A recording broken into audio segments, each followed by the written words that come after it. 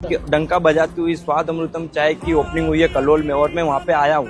तो आज जो अपने लाइव रिव्यू रहते हैं कस्टमर के साथ में, उनको चाय का टेस्ट कैसा लगा, आ जाओ। केम छो? आपको चाय का टेस्ट कैसा लगा? स्वाद अमृतम चाय की बहुत अच्छा।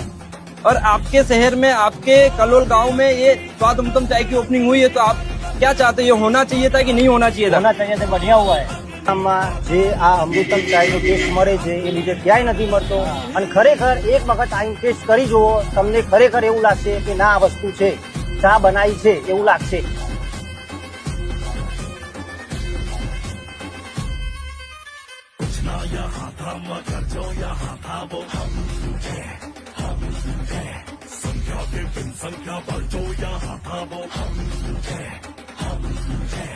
अग्नि की जो पहली लपटों से खेला हो, अग्नि ने ही जो फला और